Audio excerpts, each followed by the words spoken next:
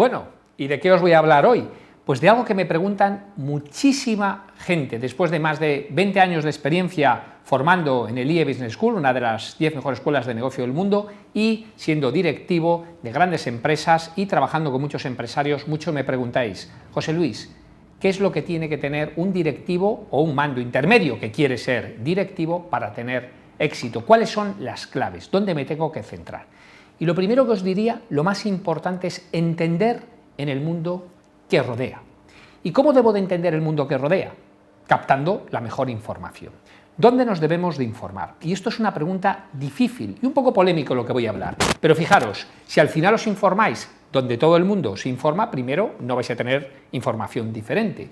Y me voy a centrar en dos medios que hay que tener cuidado y hay que saber leerlos, tanto la prensa como la televisión. Pensar siempre y quitar fenómenos de política o temas de fútbol, pensar que muchísima información y noticias que escuchamos en la prensa está subvencionada e intencionada por las grandes empresas que en el fondo han pagado y quieren contar lo que queremos escuchar. Por lo tanto, las grandes empresas y los grandes cambios que van a venir y que va a suceder, no lo vais a leer en la prensa. Yo siempre digo que en la prensa, los medios de comunicación, evidentemente hay que leerlos, primero para saber qué está pasando en el mundo y segundo para que, digo yo, saber lo que todo el mundo cree que sabe, pero que a lo mejor no es cierto, puesto que mucha de la información está sesgada o intencionada para que no nos informemos. Entonces, lo primero es ir a fuentes de información independiente. Para mí una fuente de información independiente es alguien que cuenta algo y que no vende o no trabaja en ello y por tanto le creo, o alguien que tiene una experiencia pasada, como vamos a ver hoy cuando entrevistemos a Javier, que nos va a contar cosas muy interesantes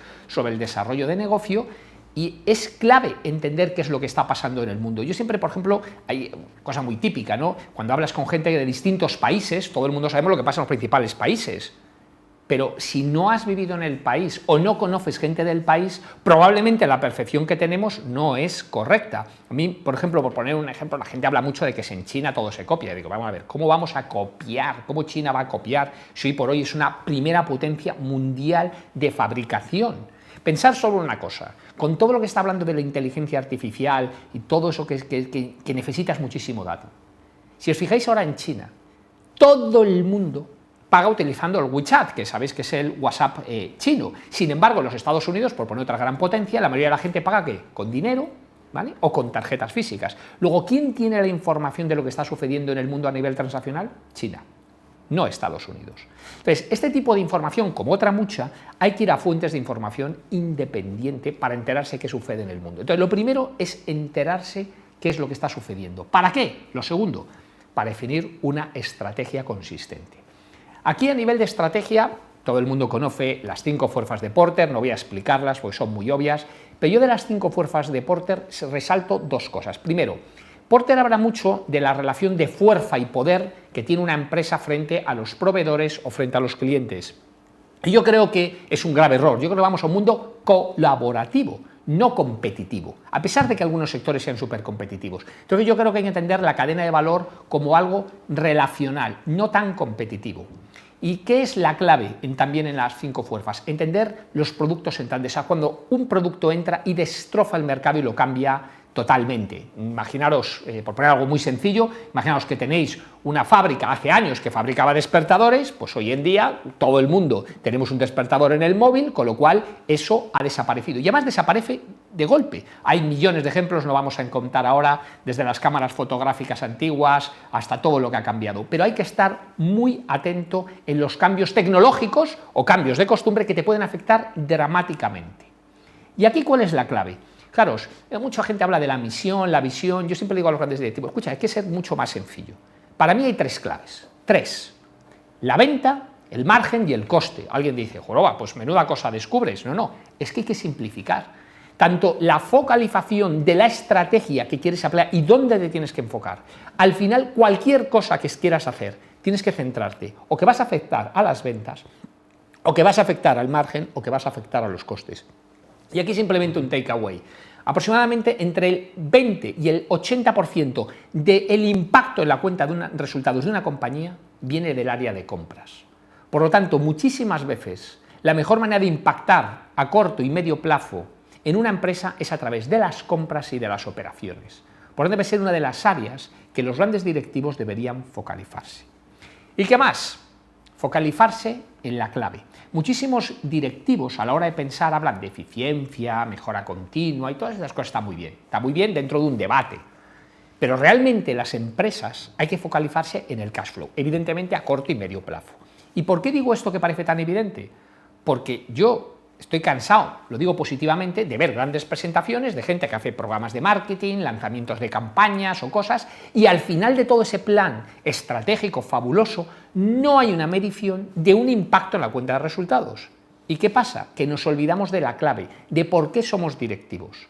Los grandes directivos son aquellos que son capaces de transformar información en impacto en la cuenta de resultados. Por tanto, me vuelvo al primer punto, ¿dónde capto esa información?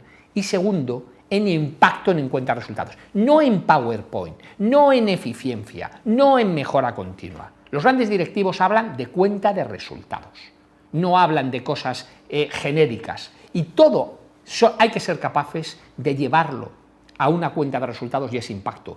Pero cosas hasta intangibles como es la cultura, la formación, todo se puede medir y hay que ser capaces de aterrizarlo, porque si no al final los directivos que se cuelguen en grandes habladores, gente que habla de la estrategia, de la visión, la misión y de cosas muy genéricas, pero que no son capaces realmente de aterrizar y de impactar en la cuenta de resultados. Por tanto, aquellos que son capaces de entender en una conversación, en un proyecto y separar lo que realmente importa de lo que no, es aquellos que impactan, ¿no? Ya conocemos la metodología Lean, elimina aquello que no impacta o que no hay que hacer una empresa, que básicamente son 3 elementos. No impacta la cuenta de resultados, no resuelve un problema concreto o los clientes de esa empresa no perciben ese cambio que yo quiero meter como una mejora sustancial. Cuarto, la gente que hace, no que dice. Esto parece muy obvio, pero es la gran diferencia entre los grandes directivos, los mediocres directivos. Yo siempre diría que la mayoría de los directivos y la mayoría de los empresarios incluso, y gente que se presenta en un comité, saben lo que hay que hacer. Si ellos lo conocen de verdad, a veces es evidente. Pero ¿qué es lo que diferencia unas empresas y a otra? Y unos directivos a otra, que son capaces de hacer que eso se ejecute. Me pongo el ejemplo, es como el 1 de enero, ¿no? Todo el mundo se levanta y piensa, estoy gordo, o no hablo bien inglés, o necesito mejorar mi conocimiento, no sé, sobre nuevas tecnologías, o sobre lo que sea. Y resulta que llega marzo, abril, y el tío sigue gordo, no ha aprendido nada de idiomas nuevos, o no ha sido capaz de abrir ningún libro. O sea, lo fácil es pensar, decir, lo difícil es hacer. Aquellos que son capaces de hacer son los que triunfan. Por eso es tan importante el conocimiento de la dirección estratégica de proyectos, las metodologías básicas de la dirección de proyectos, para ser capaces de movernos por ese PowerPoint, esa idea que importa, en un hecho tangible y real. La gente que hace, que es capaz de hacer, no que dice. Y si lo pensáis, es la gran diferencia. Yo los proyectos de interim management que he visto hacer, de verdad, la clave es que a ese interim le den el poder suficiente para poder ejecutar aquellos cambios que la empresa, por inercias, por cultura, por resistencia al cambio, por lo que sea, no han sido capaces de ejecutar. Porque si lo paráis a pensar, todo el mundo sabe lo que hay que hacer, pero muy pocos lo hacen. Y perdonad que reinsista en esto, parece algo evidentemente obvio, pero la mayoría de las empresas no cambian. Y no son capaces de ejecutar. Yo siempre cuento que una prueba es coger los kick-off de cada empresa, que son al año, sabéis que hacéis una presentación, y todos siempre hablan de lo mismo. Este año nos vamos a enfocar en el cliente, vamos a ser más rápidos, vamos a ser más eficientes, vamos a lanzar más productos, siempre, ¿no? Llega el año siguiente y vuelve a ser lo mismo, y vuelven a contar lo mismo. ¿Por qué? ¿Porque no tienen nada que contar? No, porque no se ha hecho. Se ha dicho que se va a ser más rápido, se ha dicho que se va a eliminar costes indirectos, se ha dicho que se va a hacer muchas cosas que el año siguiente siguen sin hacerse. Luego la clave es la gente que es capaz de hacer y por tanto capaz de ejecutar y evidentemente llevarse a los demás a esa ejecución. Quinto, la práctica. De verdad, a mí es algo que todavía me sorprende. Como grandes directivos, grandes personas que trabajan en las empresas son poco prácticos, muy poco prácticos. Voy a poner un caso que ya me lo habéis escuchado mucho, además me encanta contarle, ¿no? Hace en el 2013, Amazon lanza un vídeo 15 días antes del Black Friday, por cierto, diciendo que va a entregar productos en todas las casas con drones.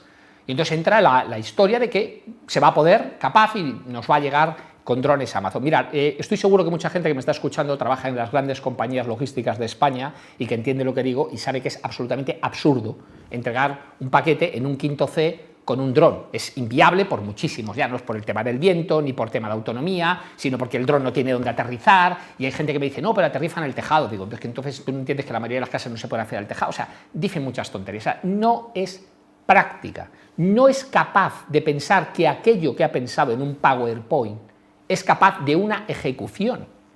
Me contaba una vez una persona una idea que era recoger información, gente que va entregando paquetes en las empresas, recoger información de esas empresas para la hora de captar nuevos clientes. Y yo le decía, vale, si esto está muy bien, pero si te paras en la práctica, alguien que va a entregar un paquete, que está haciendo un trabajo de delivery, y encima le dices que tenga que sacar un móvil y rellenar una serie de datos que en ese momento ni tan siquiera lo tiene, porque si tú tienes el nombre de una empresa, a lo mejor no sabes, es el nombre, pero a lo mejor no es el nombre comercial, no tienes capacidad de captar el NIF, o sea, muchísima información que es difícil. Por tanto, no es práctico y el proyecto no se puede llevar a cabo. O sea, para mí es una gran diferencia entre los grandes directivos y los que se quedan en cosas. ¿Por qué no se ejecutan? Porque no son prácticos, no se ponen en algo que se pueda ejecutar y sobre todo de una manera sencilla. Y por último, y de verdad que esto no lo digo por quedar bien, hay que ser buena persona. Me oiréis muchísimas veces, el siglo XXI necesita otro tipo de directivo, necesitamos otras personas. Nos vamos a enfrentar a unos retos que tenemos que proteger la tierra por un lado, pero también tenemos que proteger a las personas, a las familias, las empresas. Hay que proteger a la gente que no es capaz de trabajar porque tiene una minusvalía o tiene una serie de cualidades. Entonces, la gente, para ser grandes directivos, hay que ser buenas personas. Porque la clave para dirigir personas, y yo siempre recomiendo un libro que es para mí uno de los mejores 5 libros que he leído en mi vida, que se llama Cómo hacer amigos e influir sobre las personas, de Dale Carnegie, y yo siempre digo que ese libro es casi obligatorio de leer, pero ese libro no basta con leerlo, hay que interiorizarlo, ¿no? Porque evidentemente te explica que es mucho más importante lo que te dicen que lo que tú cuentas, que hay que ser amable con la gente, claro, pero es que hay que interiorizarlo, porque el truco de, hola, ¿qué tal? ¿Cómo estás? Oye, ¿y tu hijo qué tal estás? Cuando sabes que a lo mejor te importa un comino cómo sea su hijo, no funciona. ¿Por qué? Porque eso sale del interior. Entonces, para gestionar personas hay que ser buena persona. Y siendo buena persona es cuando puedes dirigir grandes equipos y llevártelos lejos. Y esto que parece algo muy evidente, muchísima gente no lo es. No se trabaja su interior. Trabajando tu interior vas a ser capaz de proyectar, porque además, no sé si conocéis que cuando una persona está enfrente de ti, el cerebro interpreta no por los grandes gestos, sino por los microgestos lo que realmente quieres decirlo. O sea, en otras palabras, no vas a poder engañar con trucos fáciles a las personas. Trabájate tú tu interior, sé buena persona y entonces te rodeas de grandes personas y podrás dirigir grandes equipos.